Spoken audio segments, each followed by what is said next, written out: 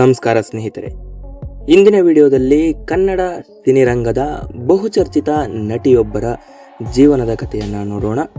ಇವರು ಬೆಳೆದು ಬಂದ ಹಾದಿ, ಇವರ ಜೀವನದಲ್ಲಿ ನಡೆದ ಕಹಿ ಘಟನೆಗಳು, ಇನ್ನು ರಾಧಿಕಾ ಪೂಜಾರಿ ಮೊದಲ ಗಂಡ ಯಾರು, HDK ಕುಮಾರಸ್ವಾಮಿ ಹಾಗೂ ರಾಧಿಕಾ ಪರಿಚಯ ಆಗಿದ್ದು ಹೇಗೆ, ಸಿನಿಮಾ, ಖ್ಯಾತಿ, ಪ್ರೀತಿ, ವಿವಾದಗಳು, ಕುಟುಂಬದ ಜೀವನ ಇವೆಲ್ಲವನ್ನ ಒಂದೇ ಜೀವನದಲ್ಲಿ ಅನುಭವಿಸಿದ ಹೆಸರು ಎಂದರೆ ಅದು ರಾಧಿಕಾ ಕುಮಾರಸ್ವಾಮಿ.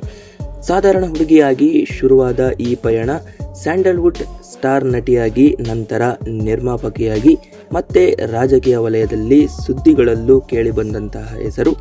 ಬನ್ನಿ ಸಂಪೂರ್ಣವಾಗಿ ತಿಳಿಯೋಣ. ಇನ್ನು ನಮ್ಮ ಚಾನಲ್ಗೆ ಹೊಸಬ್ರು ಭೇಟಿಯನ್ನು ನೀಡಿದರೆ ಈಗಲೇ ಸಬ್ಸ್ಕ್ರೈಬ್ ಮಾಡ್ಕೊಳ್ಳಿ, ಹಾಗೆ ಲೈಕ್ ಮಾಡಿ, ವಿಡಿಯೋ ಕೆಳಗೆ ಇರೋ ಬೆಲ್ ಬಟನ್ ಅನ್ನು ಪ್ರೆಸ್ ಮಾಡಿ. ಸ್ನೇಹಿತರೆ, ಬಾಲ್ಯ ಮತ್ತು ಆರಂಭಿಕ ಜೀವನ. ಸ್ನೇಹಿತರೆ, 1986ರ ನವೆಂಬರ್ 12ರಂದು ದಕ್ಷಿಣ ಕನ್ನಡ ಜಿಲ್ಲೆಯ ಮಂಗಳೂರಿನಲ್ಲಿ ಜನಿಸಿದ್ದು ತಂದೆ ದೇವರಾಜ್, ತಾಯಿ ಸುರೇಖಾ. ಇನ್ನು ಈ ದಂಪತಿಗಳಿಗೆ ಜನಿಸಿದ್ದು ಕೇವಲ ರಾಧಿಕಾ ಮಾತ್ರ ಅಲ್ಲ, ರಾಧಿಕಾ ಎರಡನೇ ಮಗಳಾಗಿ ಜನಿಸಿದ್ದು ಇವರ ಅಣ್ಣ ರವಿರಾಜ್. ಇವರದ್ದು ತುಳು ಭಾಷೆಯ ಮಾತನಾಡುವಂತಹ ಒಂದು ಕುಟುಂಬ. ಇನ್ನು ಸ್ನೇಹಿತರೆ, ರಾಧಿಕಾ ಕುಮಾರಸ್ವಾಮಿ ನಿಮ್ಮ ಪ್ರಕಾರ ದೊಡ್ಡ ಡಿಗ್ರಿ ಅಥವಾ ಹೆಚ್ಚು ಓದಿರಲಿಲ್ಲ, ಕೇವಲ 9ನೇ ತರಗತಿ ಮುಗಿಸಿ. ಹಾಗಾದ್ರೆ ಮುಂದಿನ ಓದಿನ ತಡೆ ಆಗಿದ್ದು ಯಾಕೆ ಗೊತ್ತಾ? ಇನ್ನು ಸಿನಿಮಾ, ಚಿಕ್ಕ ವಯಸ್ಸಿನಲ್ಲೇ ಮದುವೆ ಎಂದು ಬ್ಯುಸಿ ಆದ ಕಾರಣ 9ನೇ ತರಗತಿಗೆ ಇವರ ಓದು ಅಲ್ಲಿಗೆ ನಿಲ್ಲುತ್ತೆ. ಬಹಳ ಚಿಕ್ಕ ವಯಸ್ಸಿನಲ್ಲೇ ಅವರಿಗೆ ಸಿನಿರಂಗದ ಮೇಲೆ ಆಸಕ್ತಿ ಬೆಳೆದಿದ್ದು, ಅವರು ಇನ್ನೂ ಶಾಲೆಯಲ್ಲಿ ಓದುತ್ತಿದ್ದಾಗಲೇ ಚಿತ್ರರಂಗಕ್ಕೆ ಕಾಲಿಟ್ಟರು. ಬಹಳ ಕಡಿಮೆ ವಯಸ್ಸಿನಲ್ಲಿ ಸಿನಿಮಾಗೆ ಬಂದಿದ್ದು ಅವರ ಜೀವನದ ದೊಡ್ಡ ತಿರುವಾಗಿತ್ತು. ಅವರ ಮೊದಲ ಹಂತದ ಜೀವನ ಸಾಕಷ್ಟು ಸವಾಲುಗಳಿಂದ ಕೂಡಿದ್ದು. ಇನ್ನು ಇವರ ಸಿನಿ ಜೀವನ ಆರಂಭವಾಗಿದ್ದು ಯಾವಾಗ ಗೊತ್ತಾ? ಮೂಲತಃ ಮಂಗಳೂರಾದ ರಾಧಿಕಾ ಕುಮಾರಸ್ವಾಮಿ ನಟಿ ಹಾಗೂ ನಿರ್ಮಾಪಕಿಯಾಗಿ ಸ್ಯಾಂಡಲ್ವುಡ್ನಲ್ಲಿ ಸಕ್ರಿಯರಾಗಿದ್ದರು.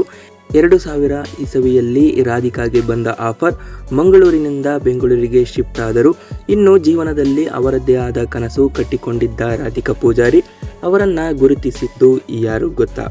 2000 ಇಸವಿಯಲ್ಲಿ ಬೆಂಗಳೂರಿಗೆ ಕಾಲಿಟ್ಟ ಮೊದಲಿಗೆ ರಾಜ್ ಕಿಶೋರ್ ತಮ್ಮ ನೀಲಮೇಘಶ್ಯಾಮ ಸಿನಿಮಾಗೆ ರಾಧಿಕಾರನ್ನ ಹೀರೋಯಿನ್ ಅಂತ ಡಿಸೈನ್ ಮಾಡಿದ್ರು. ಯಾವುದೇ ಸ್ಕ್ರೀನ್ ಟೆಸ್ಟ್ ಕೂಡ ತೆಗೆದುಕೊಳ್ಳಲಿಲ್ಲ.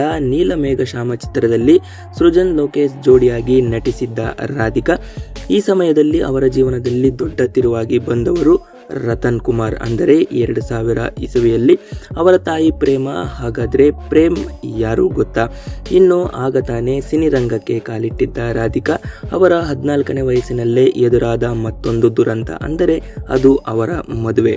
ಮಂಗಳೂರಿನ ರತನ್ ಕುಮಾರ್ ಅವರ ಜೊತೆ ಬಾಲ್ಯ ವಿವಾಹ ಆಗಿದ್ದು, ಪ್ರೇಮ್ ಅಂದರೆ ರತನ್ ತಾಯಿ, ಅಂದರೆ ರಾಧಿಕಾಗೆ ಅತ್ತೆ. ಅವರೇ ರಾಧಿಕಾ ಅವರಲ್ಲಿದ್ದ ಪ್ರತಿಭೆಯನ್ನ ಗಮನಿಸಿ ಕನ್ನಡ ಸಿನಿರಂಗಕ್ಕೆ ಪರಿಚಯ ಮಾಡಿಸಿದ್ದು. ಅದಾದ ನಂತರ 2002ರಲ್ಲಿ ಬಿಡುಗಡೆಯಾದ ನಿನಗಾಗಿ ಚಿತ್ರದ ಮೂಲಕ ರಾಧಿಕಾ ಮನೆ ಮಾತಾದರು. 2002ರಲ್ಲಿ ತೆರೆ ಕಂಡ ನಿನಗಾಗಿ ಚಿತ್ರದ ಮೂಲಕ ಸಿನಿರಂಗ ಪ್ರವೇಶಿಸಿದ ರಾಧಿಕಾ ಆಗ ಕೇವಲ 9ನೇ ತರಗತಿಯಲ್ಲಿ ಓದುತ್ತಿದ್ದರು. ಆಗಲೇ ಸಿನಿಮಾಗೆ ಕಾಲಿಟ್ಟಂತಹ ಇವರು 14 ವರ್ಷ ವಯಸ್ಸಿನಲ್ಲಿ ರತನ್ ಕುಮಾರ್ ಅವರನ್ನ ವಿವಾಹವಾದರು.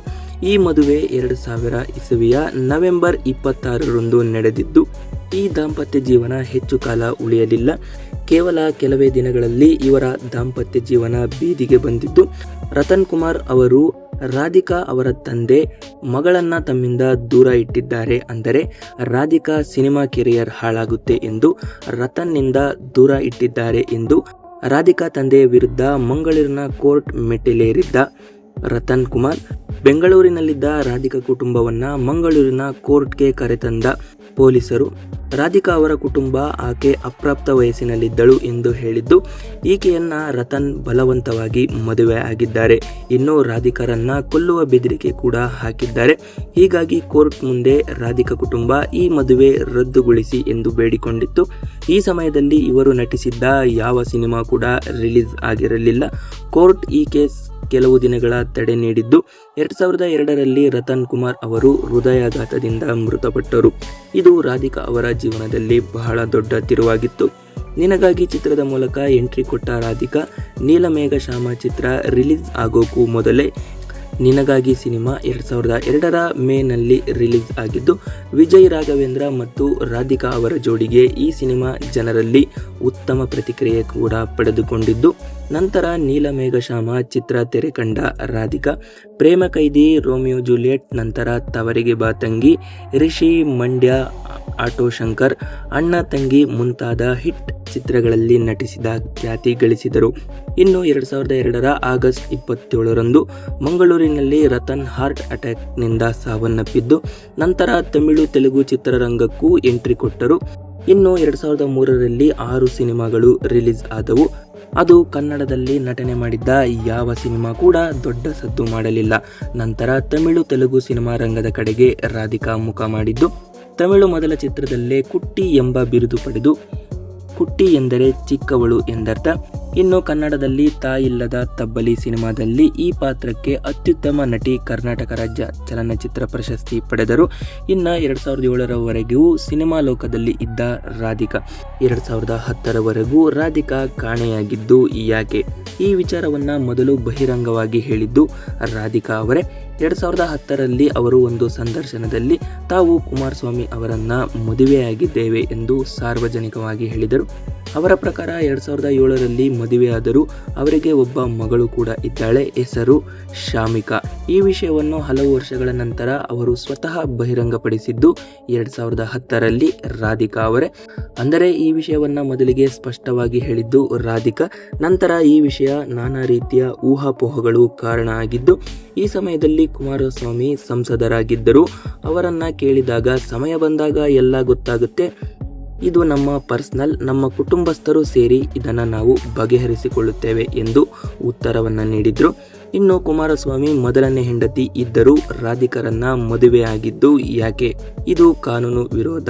ಈ ವಿಷಯದ ಮೇಲೆ 2011ರಲ್ಲಿ ಬೆಂಗಳೂರಿನ ಹೈಕೋರ್ಟ್ ಮೆಟ್ಟಿಲೇರಿದ ಒಬ್ಬ ವಕೀಲರು HDKಗೆ 7 ವರ್ಷ ಜೈಲು ಮತ್ತು ದಂಡ, ಸಂಸದ ಸ್ಥಾನದಿಂದ ಕಿತ್ತಾಕಬೇಕು ಎಂದು ಕೋರ್ಟ್ನಲ್ಲಿ ಮನವಿ ಮಾಡಿದರು. ಇನ್ನು ಕೋರ್ಟ್ ಯಾವುದೇ ಸಾಕ್ಷಿ ಇಲ್ಲದೆ ಯಾವುದನ್ನು ಒಪ್ಪೋದಿಲ್ಲ. ಇನ್ನು ರಾಧಿಕಾ ಹಾಗೂ ಕುಮಾರಸ್ವಾಮಿ ಮದುವೆ ಆಗಿದ್ದ್ಯಾಕೆ? ಯಾವುದೇ ಸಾಕ್ಷಿ ಇರಲಿಲ್ಲ. ಕೋರ್ಟ್ ಈ ಕೇಸ್ ಅಲ್ಲಿಗೆ ವಜಾ ಮಾಡಲಾಯಿತು. ಇದರಿಂದ ಕುಮಾರಸ್ವಾಮಿಗೆ ದೊಡ್ಡ ರಿಲೀಫ್. ನಂತರ ರಾಧಿಕಾ ಹೆಸರಲ್ಲಿ ಕುಮಾರಸ್ವಾಮಿ ಅಕ್ರಮ ಆಸ್ತಿ ಮಾಡಿದ್ದಾರೆ, ಕೋಟಿ ಆಸ್ತಿ ಎಂದು ಕೆಲ ದಿನಗಳು ಚರ್ಚೆ ಆದ ವಿಷಯ. ಇದಕ್ಕೂ ಕೂಡ ಯಾವುದೇ ಸಾಕ್ಷಿ ಸಿಗಲಿಲ್ಲ. ಅಲ್ಲಿಗೆ ಈ ವಿಷಯ ಕೂಡ ನಿಧಾನವಾಗಿ ಎಲ್ಲರ ಕಣ್ಣಿಂದ ಮರೆಯಾಯಿತು. ಸ್ನೇಹಿತರೆ, ರಾಧಿಕಾ ಮತ್ತು ಕುಮಾರಸ್ವಾಮಿ 2015ರ ವೇಳೆಗೆ ಬೇರ್ಪಟ್ಟರು ಎಂದು ಹೇಳಲಾಗಿದೆ. ಆದರೆ ಇದು ಖಚಿತವಾಗಿಲ್ಲ. ಅಂದರೆ 2012ರಲ್ಲಿ ಮತ್ತೆ ಸಿನಿಮಾಗೆ ರೀ ಎಂಟ್ರಿ ಕೊಟ್ಟಂತಹ ರಾಧಿಕಾ ಕುಮಾರಸ್ವಾಮಿ 2012ರಲ್ಲಿ ಯಶ್ ನಟನೆಯ ಲಕ್ಕಿ ಸಿನಿಮಾವನ್ನ ನಿರ್ಮಾಣ ಮಾಡುವ ಮೂಲಕ ಮತ್ತೆ ಸಿನಿಲೋಕದಲ್ಲಿ ಕಾಣಿಸಿಕೊಂಡರು. ಈ ಸಮಯದಲ್ಲಿ ಮಾಧ್ಯಮದಲ್ಲೂ ಮಾತನಾಡುವ ವೇಳೆ ಕುಮಾರಸ್ವಾಮಿ ನಿಮ್ಮ ಜೀವನಕ್ಕೆ ಬಂದಿದ್ದು ಹೇಗೆ ಎಂದು ಕೇಳಿದಾಗ, ಅದು ನನ್ನ ನಿರ್ಧಾರ ಅಲ್ಲ, ದೇವರ ನಿರ್ಧಾರ, ಇದನ್ನ ಯಾರು ಚೇಂಜ್ ಮಾಡೋದಿಕ್ಕೆ ಆಗೋದಿಲ್ಲ ಎಂದು ಉತ್ತರಿಸಿ, ಇನ್ನು ಕುಮಾರಸ್ವಾಮಿಯನ್ನ ನೀವು ಏನಂತ ಕರಿತೀರಿ ಎಂದಾಗ, ನಾನು ಎಲ್ಲರ ರೀತಿಯಲ್ಲಿ ಸಾಮಾನ್ಯವಾಗಿ ರೀ ಅಂತ ಕರಿತೀನಿ ಎಂದು ಹೇಳಿಕೊಂಡರು. ಇನ್ನು ಇಷ್ಟೇ, ಕುಮಾರಸ್ವಾಮಿ ಮತ್ತು ರಾಧಿಕಾ ಬಗ್ಗೆ ಊಹಾಪೋಹಗಳು ಬಂದರು. ನಿಮ್ಮ ಬಾಯಲ್ಲಿ ಕುಮಾರಸ್ವಾಮಿ ಹೆಸರು ಬರೋದಿಲ್ಲ ಯಾಕೆ ಎಂದು ಕೇಳಿದಾಗ, ಗಂಡನ ಹೆಸರನ್ನ ಯಾವ ಹೆಂಡತಿ ತಾನೇ ಕೆಡಿಸುತ್ತಾಳೆ ಅಲ್ಲವಾ, ಅದಕ್ಕೆ ನಾನು ಅವರ ಹೆಸರನ್ನ ಹೇಳೋದಿಲ್ಲ ಎಂದು ಹೇಳಿದ್ದರು. ಇನ್ನು ನೀವಿಬ್ಬರು ಯಾವಾಗಲೂ ಸಾರ್ವಜನಿಕವಾಗಿ ಎಲ್ಲಿ ಕಾಣಿಸೋದೇ ಇಲ್ಲ ಎಂದು ಕೇಳಿದಾಗ, ಅದಕ್ಕೆ ಇನ್ನೂ ಅವಕಾಶ ಸಿಕ್ಕಿಲ್ಲ, ಅವಕಾಶ ಸಿಕ್ಕಿದ್ರೆ ನೋಡೋಣ ಎಂದು ಉತ್ತರಿಸಿ, ಇನ್ನು ರಾಧಿಕಾ ಮತ್ತು ಕುಮಾರಸ್ವಾಮಿ 2015ರಲ್ಲಿ ವೇಳೆಗೆ ಬೇರ್ಪಟ್ಟರು ಎಂದು ಹೇಳೋದಕ್ಕಿಂತ ಮುಂಚೆ 2014ರಲ್ಲಿ ಈ ವಿಚಾರವಾಗಿ ಎಲ್ಲರೂ ಕೂಡ ಅಲ್ಚಲ್ ಎಬ್ಬಿಸಿದರು. ಇದೇ ಸಮಯದಲ್ಲಿ ಪ್ರತಿಕ್ರಿಯಿಸಿದ ರಾಧಿಕಾ, ನಾವು ಒಟ್ಟಿಗಿರೋದು ಕೆಲವರಿಗೆ ಆಗಲ್ಲ, ಹಾಗಾಗಿ ಇಲ್ಲ ಸಲ್ಲದ ವಿಚಾರವಾಗಿ ನಮ್ಮ ಕಾಲೆಳೆಯೋದು ಬಿಟ್ಟರೆ ಅವರಿಗೆ ಬೇರೆ ಕೆಲಸ ಇಲ್ಲ, ನಾವು ಖುಷಿಯಾಗಿ ಇದ್ದೇವೆ ಎಂದರು. ಇನ್ನು 2018ರಲ್ಲಿ HDK CM ಆದಾಗ ವಿರೋಧ ಪಕ್ಷಗಳಿಂದ ಕೆಲವು ಟೀಕೆಗಳು ಕೂಡ ಬಂದವು. ರಾಧಿಕಾ ಕುಮಾರಸ್ವಾಮಿಯನ್ನ ಎಲೆಕ್ಷನ್ನಲ್ಲಿ ನಿಲ್ಲಿಸಿ ಎಂಬ ಮಾತು ಕೂಡ ಕೇಳಿ ಬಂದಿತ್ತು. ಇನ್ನು HDK ಕುಮಾರಸ್ವಾಮಿ ಯಾವ ಮಾತಿಗೂ ತಲೆ ಕೆಡಿಸಿಕೊಳ್ಳಲಿಲ್ಲ.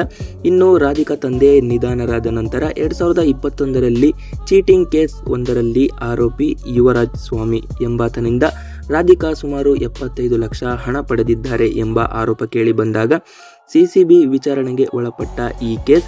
ರಾಧಿಕಾ ಬಗ್ಗೆ HD ಕುಮಾರಸ್ವಾಮಿಯನ್ನ ಕೇಳಿದಾಗ, ಅವರು ನನಗೆ ಯಾರೆಂದು ಗೊತ್ತಿಲ್ಲ, ಅವರ ಬಗ್ಗೆ ನಾನ್ಯಾಕೆ ಮಾತನಾಡಲಿ ಎಂದು ಉತ್ತರಿಸಿದರು. ಸಾಮಾನ್ಯ ಹುಡುಗಿಯಾಗಿ ಚಿತ್ರರಂಗಕ್ಕೆ ಎಂಟ್ರಿ ಕೊಟ್ಟ ರಾಧಿಕಾ ಕುಮಾರಸ್ವಾಮಿ ಇದೀಗ ಕೋಟ್ಯಾಂತರ ರೂಪಾಯಿಯ ಒಡತೆಯಾಗಿ ಬೆಳೆದಿದ್ದಾರೆ. ಹಾಗಾದರೆ ಇವರ ಆಸ್ತಿ ಎಷ್ಟಿದೆ ಗೊತ್ತಾ?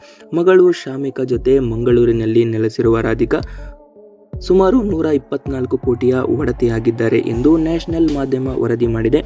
ಈ ಬಗ್ಗೆ ನಟಿ ರಾಧಿಕಾ ಯಾವುದೇ ಅಧಿಕೃತ ಮಾಹಿತಿ ನೀಡಿಲ್ಲ. ಇನ್ನು ಸ್ನೇಹಿತರೆ, ಇದೇ ನೋಡಿ ರಾಧಿಕಾ ಲೈಫ್ ಸ್ಟೋರಿ. ಹಾಗಾದರೆ ರಾಧಿಕಾ ಜೀವನದ ಬಗ್ಗೆ ನಿಮಗೆ ಏನನ್ಸುತ್ತೆ ಅಂತೇಳಿ ಈ ವಿಡಿಯೋ ಕಮೆಂಟ್ ಬಾಕ್ಸ್ನಲ್ಲಿ ತಿಳಿಸಿ ಅಂತ ಹೇಳ್ತಾ, ಈ ವಿಷಯದ ಬಗ್ಗೆ ನಿಮ್ಮ ಅನಿಸಿಕೆ ಅಭಿಪ್ರಾಯವನ್ನು ಕಮೆಂಟ್ ಮಾಡಿ ಅಂತ ಹೇಳ್ತಾ, ನಾನು ನಿಮ್ಮ ನಿಶಾಂತ್.